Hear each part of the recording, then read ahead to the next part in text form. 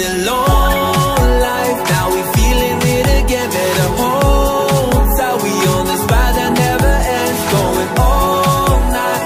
Can you feel this energy? This is where we're meant to be. Hello everyone, this is Beautician again. So my video for today is pupunta po ako ngayon sa aking client. First time namin magkita ngayon. Magpapa manicure pedicure siya, so nilakad ko lang kasi malapit lang. So yan guys, tignan natin kung ano yung papagawa pang iba niyan, pero kompleto ako sa ano. So ang ganda ng bulaklak, parang nasa Japan ka na naman. So, papunta to doon sa anuhan ko.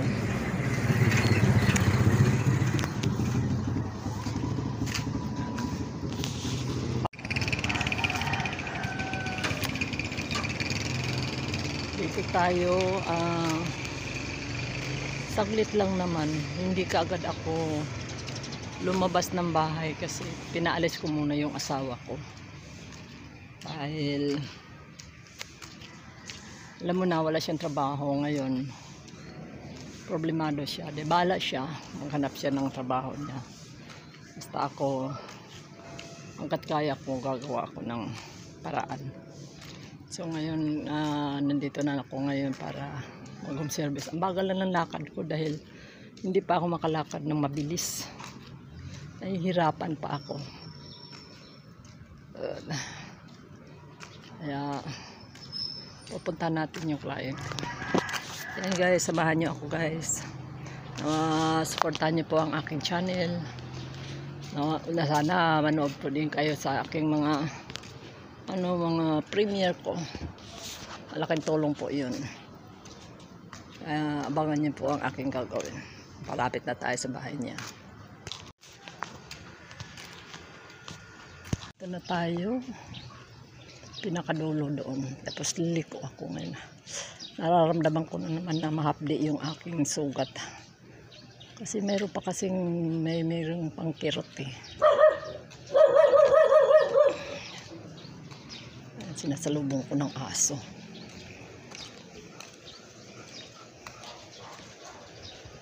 So dito na tayo, malapit na. Iikot tayo ng konti kasi dati ito yung mga pinupuntahan ko dito madalas kasi ito dati ko itong kasama sa trabaho. So, minisage ko siya.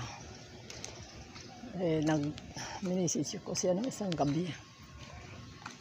Ay, ngayon, ang daming bunga ng papaya. Ito, isa rin to sa mga customer ko dito. Kumusta na kaya to? Ito, aanuhin ko na rin to para makapag-home service.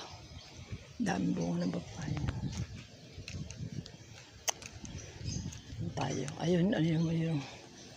Doon tayo sa bahay nila.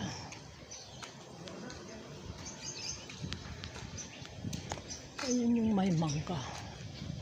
Hindi ko lang alam. So, andito na tayo guys. Parating na tayo.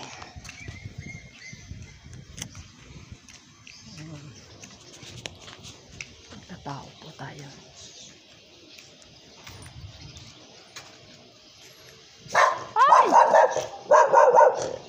Diyan ba? Wala na doon. May aso eh. May aso. Dito na.